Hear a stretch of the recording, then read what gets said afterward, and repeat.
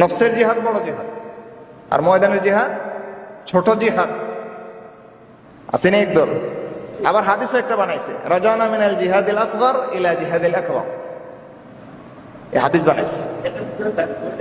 মাশাআল্লাহ, শুকরান, আলহামদুলিল্লাহ। মোহতারাম ভাইজান এটার বিরুদ্ধে বই লিখেছেন আরবিতে। যারা আরবি ভাষা বোঝেন বা মাদ্রাসার তোলাবা যারা আছেন, ফারেগিন যারা আছেন, তারা অবশ্যই এটা সংগ্রহ করে নেবেন। মারাত্মক জঘন্য রকমের এক বিভ্রান্তিপূর্ণ মতবাদ এটা, আল্লাহর রাস্তায় জিহাদকে ছোট মনে করা। আল্লাহ বলতেছেন ফাদ্দালাল্লাহুল মুজাহিদিন, মুজাহিদদেরকে আল্লাহ বহুগুণে মর্যাদা বাড়িয়ে দিয়েছেন। শুধু এই জায়গায় না তো, বহু জায়গায়। আরেক জায়গায় সাহাবায়ে কেরাম কোন আমল শ্রেষ্ঠ এটা নিয়ে মুযাকারা করতেছেন, কারোর সাথে কারোর রায় মিলতেছে না। কেউ বলতেছেন সালাত সবচেয়ে বড় আমল, কেউ বলতেছেন হাজিদের পানি সরবরাহ করা সবচেয়ে বড় নেক আমল। আলী রাদিয়াল্লাহু তাআলা বলতেছেন না, আল্লাহর রাস্তায় জিহাদ সবচেয়ে বড় আমল। এখন কারোটা কারো মানতে রাজি না। শেষ পর্যন্ত আলী রাদিয়াল্লাহু তাআলা বললেন, চলেন রাসূলের কাছে যাই, ফয়সালা ওখান থেকে নেব। ওনারা রাসূলের কাছে যাচ্ছেন আর আয়াত নাযিল হয়ে গেছে, আজআলতুম সিকায়াতাল হাজ্জ ওয়া ইমারাতাল মাসজিদিল হারাম কামান আমানা বিল্লাহি ওয়াল ইয়াউমিল আখির ওয়া জাহাদা ফি সাবিলিল্লাহ লা ইস্তাবুনা ইনদাল্লাহ। এই হাজিদের পানি সরবরাহ করা আর ঘরে বসে নেকামল করা, এরা কখনোই আল্লাহর রাস্তার মুজাহিদের সমকক্ষ না। যাই হোক, সেটা মূল বিষয় নাই, উদাহরণস্বরূপ বলতেছিলাম। তো আল্লাহর রাস্তায় জিহাদ করা, আবার দেখেন নিয়ত গন্ডগোল করেন না। আল্লাহর রাস্তায় জিহাদ মানে কি বোঝায়? সীমান্ত নিয়ে যুদ্ধ, পতাকা, জাতপাত নিয়ে যুদ্ধ করা? না না না, আল্লাহর রাস্তায় যুদ্ধ মানে এক কথা একটাই। আল্লাহ রসুল সাল্লাল্লাহু আলাইহি ওয়াসাল্লামকে এক সাহাবী গিয়ে জিজ্ঞেস করলেন, ইয়া রাসূলুল্লাহ, কেউ গনিমতের মালের জন্য যুদ্ধ করে, কেউ সুনাম সুখ্যাতির জন্য যুদ্ধ করে, কেউ নিজের পুত্রের পক্ষে যুদ্ধ করতে গিয়ে মরে। হে আল্লাহ রসুল, কি আল্লাহ রাস্তায় রয়েছে? রসুল বলতেছেন, আসরের আযান হয়ে গেছে? আচ্ছা, 5টায়।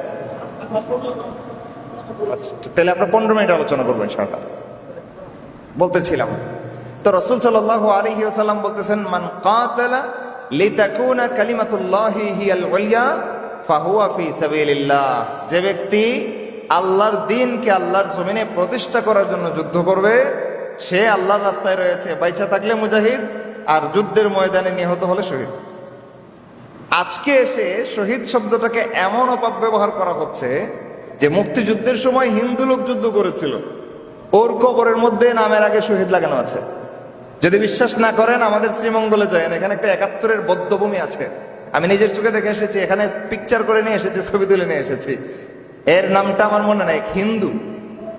ওইখানে পাকিস্তানি জালেম সেনাদের কাছে, এ দাজ্জাল সেনাবাহিনীর কাছে মায়ের খেয়ে যত মুসলমান মরছে, হিন্দু মরছে।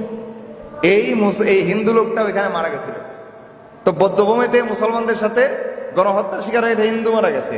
এই হিন্দুর নামটাও মুসলমানদের নামের সাথে লিস্টে শেষে নিয়ে আসছে শহীদ অমুক। এবার বলেন, শহীদ কি হিন্দুর জন্য? আল্লাহ রসুল কার কথা বলেছেন শহীদ হবে? সব যুদ্ধও না, কিন্তু কেবলমাত্র আল্লাহর দ্বীনকে আল্লাহর জমিনে প্রতিষ্ঠা করার জন্য জিহাদ করেছে। আল্লাহ রসুল বলতেছেন, ফাহুয়া ফি সাবিলিল্লাহ। একমাত্র এই লোকটা আল্লাহর রাস্তায় রয়েছে। বাইচা থাকলে আল্লাহর কাছ থেকে স্বীকৃতিপ্রাপ্ত মুজাহিদ, আর যদি যুদ্ধের ময়দানে নিহত হয়, আল্লাহর কাছ থেকে স্বীকৃতিপ্রাপ্ত শহীদ। এই এক লোক ছাড়া আর কেউ শহীদ না, পরিষ্কার কথা। এবার সে গ্রাম্য লড়াইয়ে মরুক, বিষ খেয়ে মরুক, আত্মহত্যায় মরুক, পার্শ্ববর্তী দেশের সাথে সীমান্ত যুদ্ধে মারা যাক, অথবা যে কোনো কারণে মারা যাক না কেন, সে শহীদ নয়। হ্যাঁ, একদল আছে এখান থেকে বাইরে চলে যাবে, যারা সীমান্ত রক্ষার জন্য যুদ্ধ করেছে, কিন্তু কোনো গতানুগতিক রাষ্ট্র না, বরং ইসলামী রাষ্ট্রের সীমান্ত রক্ষার জন্য ইসলামী রাষ্ট্রের আমিরুল মুমিনিনের তত্ত্বাবধানে যুদ্ধ করেছে। সেই মুজাহিদ কিন্তু আবার ওইখানে শাহাদাত বরণ করবে। আবার পেছ লাগায় না, কিন্তু ওই লোক কিন্তু আল্লাহর রাস্তায় রয়েছে। ওই যে রাসূল বলেছেন, ফাহুয়া ফি সাবিলিল্লাহ। ইসলামী রাষ্ট্রের সীমান্ত রক্ষা করা মানে হচ্ছে বেঈমান কাফেরদের থেকে মুসলমানদের ইজ্জত আবরুশ হেফাজত করা, সংরক্ষণ করা, যেটা ইসলামী রাষ্ট্রের হেফাজতের অন্তর্ভুক্ত। এই কারণে এটা আল্লাহর রাস্তায় যুদ্ধই, ওইখানে মরলে শহীদ হবে। যেমন খোরাসান, যেখানে ইসলামী ইমারত প্রতিষ্ঠা হয়েছে, ওইটার সাথে যদি পার্শ্ববর্তী দেশের লড়াই হয় এবং সেখানে পার্শ্ববর্তী রাষ্ট্রের সাথে লড়াই করতে গিয়া খোরাসানের কোনো সৈনিক যদি সীমান্তে শাহাদাত বরণ করে, সে শহীদ, কারণ ইসলামী রাষ্ট্র হেফাজতের জন্য যুদ্ধ করেছে। কিন্তু গতানুগতিক রাষ্ট্র, ইসলাম প্রতিষ্ঠা মূল উদ্দেশ্য নয়। আইন কানুন যা তৈরি করা হয়েছে আর যা প্রয়োগ করা হচ্ছে, সব হচ্ছে আল্লাহর দেওয়া নয়, রসুলের দেওয়া নয়, আব্রাহাম লিঙ্কন দাজ্জালের তৈরি করা। ওই সাংবিধানিক ব্যবস্থাপনায় যে রাষ্ট্র চালানো হয়, ওই রাষ্ট্রের সীমান্ত রক্ষী একটা টাটকা মুসলমান হয়েও যদি সীমান্তের জন্য যুদ্ধ করে, আমরা আল্লাহর কসম শহীদ না। সুতরাং পেছ লাগায়েন না। যাই হোক, বলতেছিলাম এই কথাটার দিকে আলোকপাত করলাম এই জন্য, কারণ এটা নিয়ে বিভ্রান্তির শেষ নেই আমাদের সমাজে। হুট করে যারে তারা শহীদ বলতে যাবেন, নিজের ইমান ধ্বংস করবেন। বলতেছিলাম আল্লাহর রাস্তায় জিহাদ করা পৃথিবীর সর্বশ্রেষ্ঠ আমলটা, ওই আমলটা করে একটা লোক শাহাদাত বরণ করেছে। আল্লাহর কাছে গিয়ে বলতেছে, আল্লাহ জীবনটা উৎসর্গ করে আপনার কাছে এসেছি। আল্লাহ বলতেছেন, তোর জীবন আমার দরকার নাই। ইমান তো দূরের কথা, এর শুধু নিয়তটা বিশুদ্ধ ছিল না, নিয়তের মধ্যে ছিল মানুষের কাছ থেকে বাহবা পাওয়া।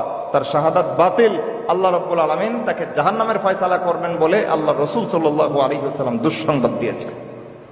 আল্লাহ আমাদেরকে এই বদনিয়ত থেকে হেফাজত